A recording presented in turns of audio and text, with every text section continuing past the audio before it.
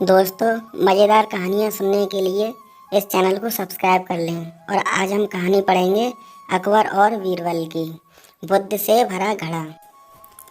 एक बार किसी बात पर अकबर बीरबल से नाराज़ हो गए और उन्होंने बीरबल को राज्य छोड़कर कहीं दूर चले जाने का आदेश दे दिया। बीरबल ने अकबर के आदेश का पालन किया और राज्य छोड़कर चले गए। कुछ समय बीतने के बाद अकबर को बीरबल की याद आने लगी। कई महत्वपूर्ण मुद्दों पर बीरबल का मशवरा अकबर को निर्णय लेने में मदद करता था। इसीलिए बीरबल के बिना निर्णय लेने में अकबर को असुविधा होने लगी। आखिरकार उन्होंने अपने सैनिकों को बीरबल को ढूंढने के लिए भेजा। सैनिकों ने कई गांव में बीरबल को ढूंढने का प्रयास किया, लेकिन बीरबल नहीं मिले। कई जगहों पर पूछताछ करने के बाद भी बीरबल का पता ठिकाना नहीं मिला और अकबर के पास सैनिक लौट आए। अकबर किसी भी सूरत में बीरबल को वापस बुलाना चाहते थे, इसीलिए उन्होंने एक तरकीब सोची और सैनिकों के द्वारा उन्होंने अपने राज्य के सभी गांव के मुखियाओं को संदेश भिजवाया। संदेश इस प्रकार था: एक माह के भीतर एक घड़े में बुद्ध भरकर उस घड़े के साथ दरबार में उपस्थित हों। ऐसा न कर पाने की स्थिति में बुद्ध की जगह घड़े में हीरे जवाहरात भरकर देना होगा। अकबर का ये संदेश सैनिकों द्वारा गांव-गांव में संदेश भिजवाया गया। एक गांव में बीरबल भेष बदलकर एक किसान के खेत पर काम किया करते थे। जब उस गांव ने मुखिया को अकबर को ये संदेश मिला तो सब मुखिया चिंतित हो गए। फिर उसने गांव के लोगों की सभा बुलाई। बीरबल भी उस सभा में उपस्थित हुआ। गांव के मुखिया ने अकबर को संदेश गांव वालों को दिया तो सभी सोच में पड़ गए।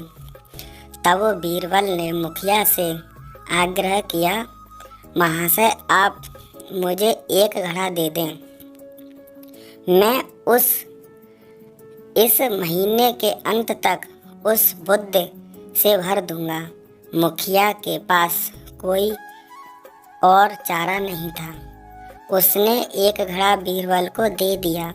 बीरबल वह घड़ा लेकर किसान के उस खेत पर चला गया जहाँ वह काम किया करता था। वहाँ उसने काशी फल उगाए थे। उसमें से ही एक छोटे से काशी फल उठाकर उसने घड़े में डाल दिया। काशी फल अब भी अपनी बेल से लगा हुआ था। बीरबल उस काशी फल को खाद पानी देने लगा और उसकी अच्छी तरह देखभाल करने लगा, जिससे धीरे धीरे काशी फल बढ़ने लगा। कुछ दिनों बाद काशी फल का आकार इतना बड़ा हो गया कि उसे घड़े से निकालना असंभव था। कुछ और दिन बीतने के बाद जब काशी फल का आकार घड़े के आकार जितना बड़ा हो गया, तब बीरबल ने उसे उसकी बेल से काटकर अलग किया। घड़े का मुंह कपड़े से ढकने के बाद गांव के मुखिया के पास लेकर पहुंचा और वह घड़ा उसे देते हुए बोला, यह घड़ा बादशाह अकबर को दे देना और उनसे कहना कि इनमें बुद्ध भरी हुई है। उसे बिना काटे, उसे इस घड़े को बिना फोड़े उसे निकाल लीजिए। मुखिया बादशाह अकबर के दरबार पहुंचा और उसने अकबर को घड़ा सौंपते हुए वैसा ही कहा जैसा बीरबल ने उसे कहने के लिए कहा था। अकबर ने जब घड़े के ऊपर से कपड़ा हटाया और उसमें झांककर देखा तो उसमें उन्होंने काशी फल दिखाई दिया। वे समझ गए कि इतनी दूर की सोच सिर्फ बीरबल ही सोच सकता है। पूछने पर मुखिया ने बताया कि यह मेरे खेत में काम करने वाले व्यक्ति ने दिया है। अकबर जान चुके थे कि वो व्यक्ति और कोई नहीं बल्कि बीरबल है। वे तुरंत मुखिया के घर जाकर बीरबल से मिले और उनसे माफ़ी मांगकर वापस दरबार में ले आए। दोस्तों, हमारी कहानी कैसी लगी हमें कमेंट करके ज़रूर बताना, और अभी तक आप इस चैनल पर नए हो तो चैनल को प्लीज़ सब्सक्राइब ज़रूर कर लेना। कहानी सुनने के लिए आपका बहुत बहुत धन्यवाद।